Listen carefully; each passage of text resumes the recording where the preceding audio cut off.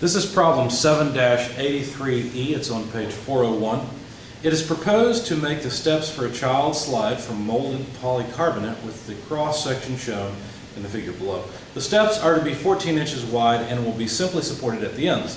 What maximum weight can be applied at the center of the step if the stress due to bending must not exceed 1/3 of the flexural strength of the polycarbonate listed in Appendix A20? Well, we have to wrap our heads around what they're trying to say here. You'll notice that that cross-section is one that we dealt with in an example from Chapter 6, and that's one of the reasons I've included it here. But what they've said is essentially we've got a step, and the cross-section that they've shown you is what you would see if you look at it from this direction, okay? So if you were to cut it anywhere and look at it from this direction, that's the cross-section they've given you. But when they say it's simply supported, here's what they mean. They mean there are reactions at either side and the load is in the center. We're saying what's the maximum weight of child or person or whatever that this beam can support given its cross-section, given that it's made of polycarbonate. Now it's obvious that the reactions at either end, since the load is in the center, will be just half of the weight. Also, since this is a 14-inch span, you should be able to figure out that the moment in the center here will end up being W/2 times 7 inches. Now, how do I come up with that? Well, I know from a shear diagram that the initial shear is going to be like this at magnitude W/2. Over at the center, it will come down by amount W so that it's at negative W/2, and then finally come back to 0. To get the moment, I would just add this up, or add up this area, which is just W/2 times half the length. And so that's what I've put in here. That's really all we need. We need to know what the moment would be, because that's likely what would cause failure in the beam. Okay, so we can simplify this and say basically 3.5 inches multiplied by the load in pounds force is the moment at the center. Notice we don't know what W is yet, but that's what we're going for. Now also they told us that this is polycarbonate. And so we've got to look up the strength. Now there is a flexural strength and a tensile strength. I'm going to go for the flexural strength because this is flexural type of loading. The beam is flexing. Now that's actually the least safe option. That's the least conservative option. The most conservative option would be to use the tensile stress. The tensile strength is almost always less than the flexural strength. But anyway,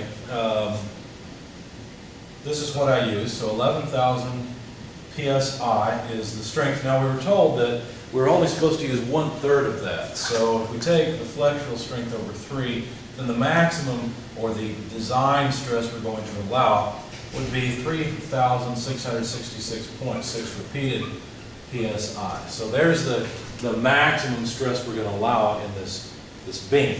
Okay? Now, the bending stress, if we were to calculate it based on the moment, it would be the moment multiplied by the largest distance over I. Now, understand I'm trying to go for the maximum stress. That cross-section looks something like this. And you'll notice that since there's more area at the top than the bottom, you'll notice that the centroid axis is farther from the bottom than it is from the top. So the maximum stress is actually going to occur at the bottom because the stress is going to be proportional to the distance from the neutral axis.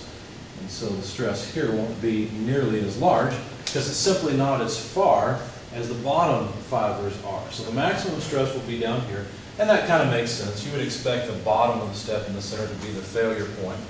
And like I said, we've got cross-sectional properties because we've worked this before. Let me go ahead and jot those down. The cross-sectional properties, the area moment of inertia was I'm looking at the wrong problem. The area moment of inertia was 0.826262 inches to the fourth.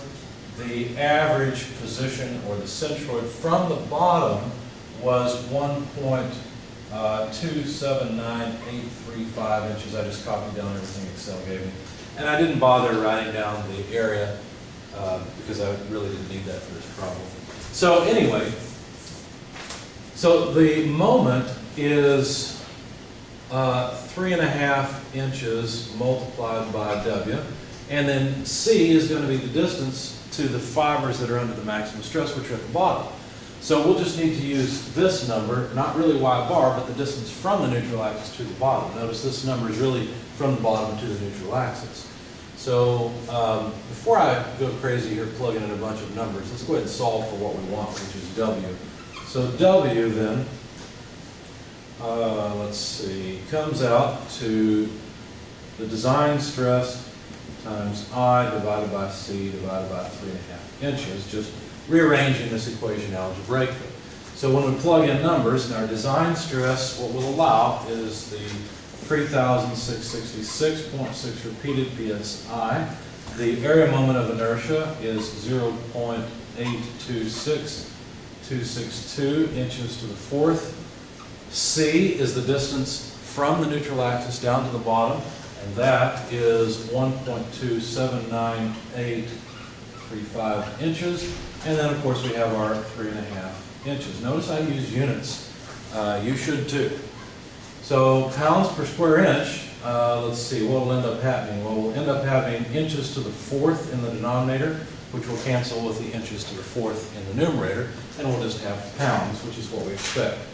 Anyway, so the weight comes out to about 676.3 pounds for. So even with a factor of safety of 3, essentially, the maximum weight of a person that can be supported is quite a heavy person. So this cross section should be adequate.